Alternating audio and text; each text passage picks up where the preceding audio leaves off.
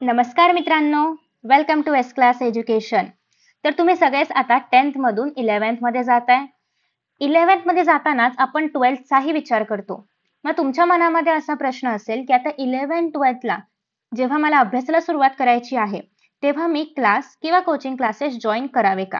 बरं, जर मी class join करणार असेल, तर मी ऑफलाईन क्लासेस जॉइन करावे की ऑनलाईन क्लासेस जॉइन करावे? की क्लासेस न जॉइन करता मी सेल्फ स्टडी करावा?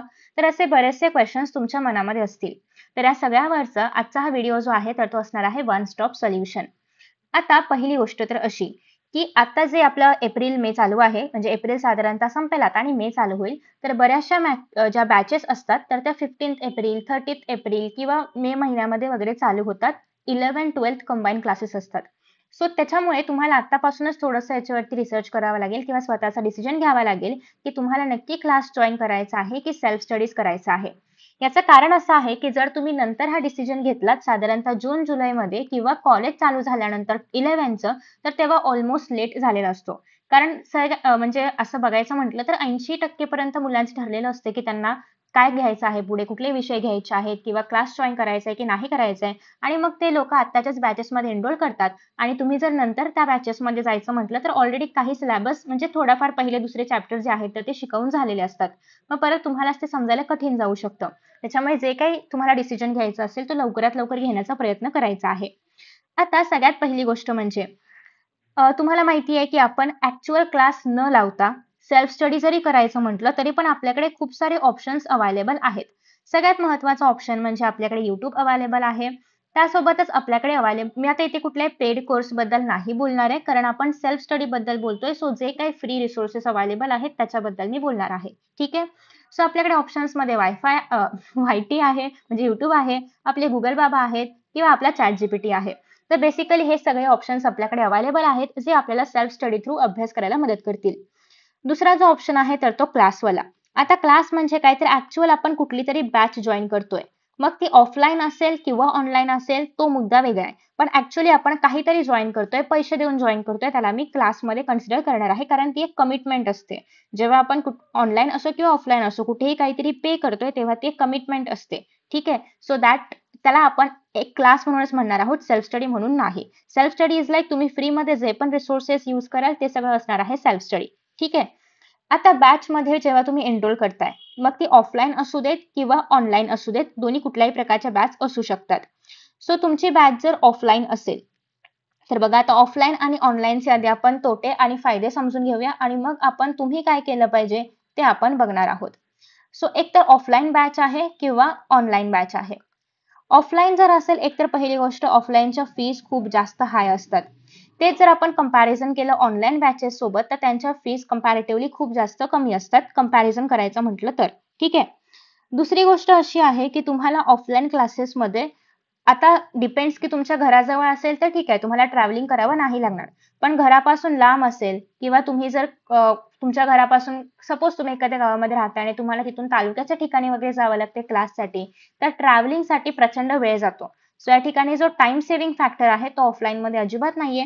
ऑनलाईनमध्ये तुम्ही कुठे पण बसून करू शकता अभ्यास. त्याच्यामुळे तुमचा टाईम जो आहे ट्रॅव्हलिंगचा तर तो सेव्ह होतोय.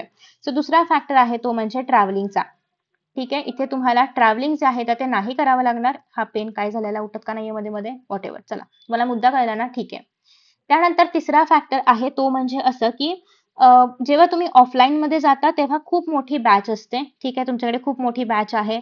त्याच्यामध्ये परत असं केलं जातं काही क्लासेसमध्ये, की जसं-जसं परीक्षा जवळ येईल तसं-तसं त्याच्यामधली काही जे 5-6 मुलं असतात किंवा 10 मुलं असतात, त्यांना ॲज अ टॉपर कन्सिडर करून त्यांना वेगळं शिकवलं जातं किंवा एक्स्ट्रा काही शिकवलं जातं किंवा त्यांच्याकडे एक्स्ट्रा फोकस केलं जातं आणि बाकीच्या बॅचकडे दुर्लक्ष होऊ शकतं. हे काही बॅचमध्ये असं होतं किंवा काही क्लासेसमध्ये असं होतं. जर आपण ऑनलाईन करायचं म्हटलं तर ऑनलाईनमध्ये असं काही होत नाही, कारण आपल्याला ऑनलाईन त्या बॅचमध्ये जाऊन ते शिकायचं असतं. आपले जे काही डाउट्स आहेत ते आपण चॅट असेल, कमेंट्स असतील, जे काही लाईव्ह सेशन असेल, कसं पण त्यांचं जे काही मीडियम असेल त्याद्वारे आपण विचारू शकतो. ऑफलाईनमध्येही आपण टीचरला डायरेक्टली डाऊट विचारू शकतो. सो तो बेनिफिट असेल की तुम्हाला जर टीचरकडूनच डाऊट सॉल्व्हिंग हवं असेल किंवा असं वन टू वन सेशन हवं आहे, ऑफलाईन हवं आहे, तर तुम्हाला ऑफलाईन क्लास जॉइन करावा लागेल. ऑनलाईनमध्ये पण बऱ्याच ठिकाणी one two one session provide केलं जातं. सो त्याच्यामुळे असं काही त्याच्यामध्ये इश्यू नाहीयेत. नेक्स्ट इज लाइक ऑफलाईनमध्ये अजून एक असं आहे की तुम्हाला तो जो क्लास आहे त्या क्लासमध्ये जे टीचर्स असतील त्यांच्याकडूनच तुम्हाला शिकावं लागेल. मग असं प्रत्येक वेळी नसतं की तुम्हाला त्या सगळ्या टीचर्सचं समजेलच किंवा त्यांनी जे अपॉइंट करून दिलेले टीचर आहे त्यांची तुमची फ्रिक्वेन्सी मॅच होईल असं नसतं. सो बऱ्याचदा असं होतं की टीचर काय शिकवतायत ते कळत नाही आणि मग आपण त्या विषयाकडे थोडंसं दुर्लक्ष करू लागतो. पण ऑनलाईनमध्ये असं नाहीये. ऑनलाईनमध्ये तुमच्याकडे ऑप्शन आहे की तुम्ही कुठल्याही टीचर सोबत म्हणजे जे कुठले खूप सारे टीचर्स असतात त्याच्यामधल्या कुठल्याही टीचर ज्याचं तुम्हाला समजतंय तर ते तुम्ही त्यांचं लेक्चर जे आहे ते बघू शकता. ठीक आहे. सो अशा पद्धतीने ऑनलाईन आणि ऑफलाईनचे डिसएडव्हांटेज आहेत, ॲडव्हांटेज आहेत. आता जर तुम्ही सेल्फ डिसिप्लिन असाल म्हणजे तुम्ही स्वतः जर अभ्यास करू शकत असाल, घरी बसून व्यवस्थित लॅपटॉप ऑन करून, मोबाईल ऑन करून जर तुम्ही अभ्यास करू शकताय त्या बॅचमध्ये कुठल्याही प्रकारचं डिस्ट्रॅक्शन न होता तर तुमच्यासाठी ऑनलाईन बेस्ट आहे. पैसा वाचतोय, वेळ वाचतोय आणि सगळ्याच गोष्टी सोयीस्कर आहेत. पण तुम्हाला जर असं आहे की तुम्ही स्वतःहून अभ्यास नाही करू शकत, तुम्हाला सतत एक कोणीतरी लक्ष ठेवण्यासाठी हवं असतं किंवा तुम्हाला डिसिप्लिनसाठी कोणीतरी हवं असतं त्या क्लासमध्ये जाऊन बसणं, ते ऑफलाईन एन्व्हायर्नमेंटमध्ये जाऊन बसणं, तर तुम्ही ऑफलाईन क्लासेस जॉइन करू शकता. अर्थात थोडेसे पैसे आणि ट्रॅव्हलिंगचा इश्यू होऊ शकतो, पण तुम्हाला मेन मुद्दा आहे अभ्यास होण्याची. तर जसं तुमचा अभ्यास होत असेल त्याप्रमाणे तुम्ही बघू शकता. पण एक तोटा असा आहे ऑनलाईनचा, की तुम्हाला एक्झाम्स ऑनलाईन नाही द्यायच्या आहेत. म्हणजे तुमची एखादी एक्झाम जी आहे प्रिलिम्स का असेना 11-12 म्हणजे 12ची किंवा ॲट 11ची जी फायनल एक्झाम असेल, तसं म्हणायचं म्हटलं तर कॉलेजमध्ये एक्झाम ऑफलाईन होतातच. त्याच्यामुळे एवढा इश्यू येणार नाही.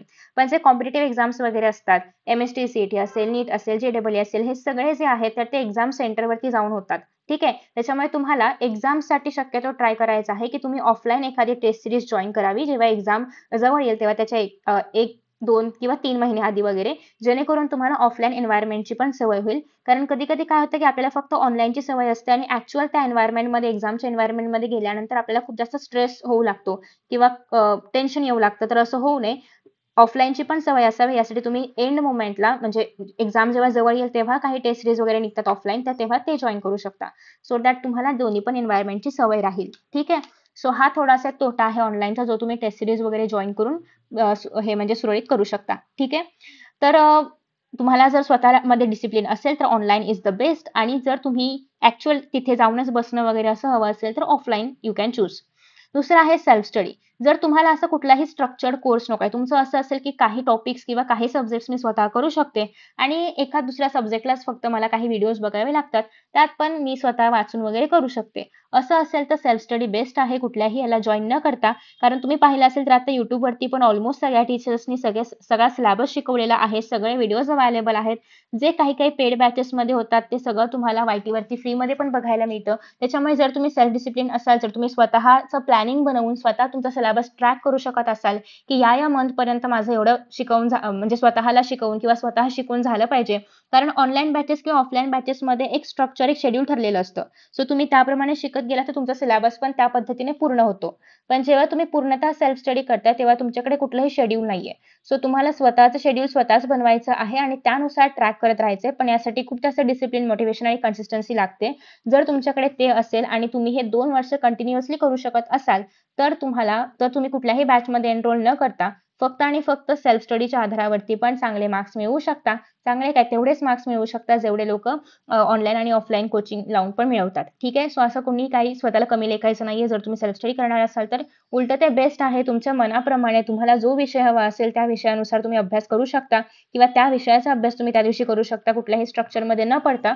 फक्त तुम्हाला हे ट्रॅक करायचं आहे, की तुमचा सिलेबस एका पर्टिक्युलर पॉइंटपर्यंत संपला पाहिजे किंवा त्या महिन्यापर्यंत संपला पाहिजे. त्या पद्धतीने तुम्ही जे तुमचे व्हिडिओज आहेत तर ते सेल्फ स्टडीचे फॉलो करू शकता. ठीक आहे. So this is one point. Next point असा आहे, की जर तुम्हाला स्वतःला सेल्फ स्टडीज करायचा असेल आणि तुम्हाला एक स्ट्रक्चर हवं असेल, की नेमकं कधीपर्यंत सिलेबस संपला पाहिजे, काय झालं पाहिजे, एक पेपर कधी द्यायला सुरुवात केली पाहिजे किंवा तुम्ही सेल्फ स्टडी करत-करत फक्त टेस्ट सीरीज पण जॉइन करू शकता, ज्या ठिकाणी तुम्हाला एक्झाम्सची सवय होईल. ठीक आहे. ॲक्चुअल कुठलेही क्लासेस एनरोल न करता तुम्ही फक्त टेस्ट सीरीज पण जॉइन करू शकता. सो ते तुम्ही कधी केलं पाहिजे वगैरे याच्याबद्दल जर तुम्हाला इन्फॉर्मेशन हवी असेल, तर ती मी प्रोव्हाईड करू शकते. सो तुम्ही त्याप्रमाणे कमेंट बॉक्समध्ये सांगू शकता. So now depends on you, की तुम्हाला स्वतःला जर फक्त ट्रेडिशनल मेथड किंवा ऑफलाईनच आवडत असेल तर ते तुमच्यावरती आहे. पण तुमचं असं असेल की मी ऑनलाईन पण एक स्ट्रक्चर जर मला मिळालं तर मी त्याद्वारे अभ्यास करू शकतो किंवा त्या स्ट्रक्चरप्रमाणे, टाईम टेबलप्रमाणे कोणीतरी मला शिकवलं पाहिजे, तर त्यासाठी तुम्हाला ऑनलाईन बॅचेस बेस्ट आहेत. आणि तुमचं असं असेल की मला माझ्या मर्जीनुसार अभ्यास पूर्ण करायचा आहे, पण एका पर्टिक्युलर वेळेमध्ये आणि त्यासाठी मला स्वतःलाच टाईम टेबल बनवावं लागणार आहे आणि ते पण मला चालणार आहे किंवा मी स्वतः YouTubeवरती सर्च करून कुठले टीचर्स माझ्यासाठी बेस्ट आहेत किंवा कुठल्या टीचर्सची फ्रिक्वेन्सी माझ्यासोबत मॅच होते हे सगळं स्वतः रिसर्च करून जाऊन करणार असाल तर तुमच्यासाठी सेल्फ स्टडी बेस्ट आहे.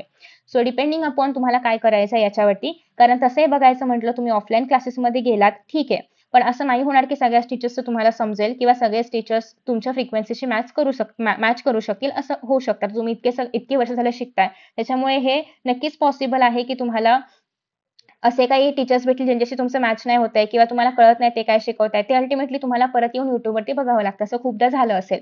सो त्याच्यामुळे असं काहीच नाही की तुम्ही क्लास जॉइन केला म्हणजे सगळं सॉर्टेड आहे आणि सगळंच तुम्हाला येणार वगैरे असं म्हणजे होऊ शकतं काही टक्के केसेसमध्ये, पण ऑलमोस्ट सगळ्यांसोबत असं नाहीच होत. ठीक आहे. सो त्याच्यामुळे प्लीज व्यवस्थित विचार करून हा निर्णय घ्या आणि एकदा निर्णय घेण्याआधी प्लीज त्या क्लासची चौकशी करा की सगळे टीचर्स कसे आहेत वगैरे, आणि मग जर तुम्हाला ते पटणार असेल तर तुम्ही नक्कीच त्या क्लासला एनरोल करू शकता. ऑनलाईनमध्ये तुम्हाला काही डेमो लेक्चर्स वगैरे बघायला मिळतात ऑनलाईन बॅचेसबद्दल. त्याच्यामुळे तुम्ही तिथेही जाऊन थोडंफार रिसर्च करू शकता की कोणत्या बॅचमधले टीचर्स तुम्हाला सूट होत आहेत वगैरे. सूट म्हणजे ज्यांचं तुम्हाला कळतंय, कारण प्रत्येक टीचरचं प्रत्येकाला कळतं असं नसतं. प्रत्येकाची चॉईस किंवा शिकवण्याची स्टाईल वेगळी असते आणि समजून घेण्याची स्टाईल पण वेगळी असते. सो त्यानुसार तुम्ही ते बॅचेस बघू शकता. आणि तुमचं जर असं असेल की एक कुठला पर्टिक्युलर प्लॅटफॉर्म नाही, मल्टिपल प्लॅटफॉर्म्सवरून मला शिकायचं आहे किंवा वेगळ्या प्लॅटफॉर्म्सवरचे टीचर्स कडून मला समजून घ्यायचं आहे, तर तुम्ही सेल्फ स्टडीवरती भर देऊ शकता. सो आय होप की तुम्हाला एक क्लिअर आयडिया मिळाली असेल. Thank you so much for watching this video and see you in the next video. Bye bye.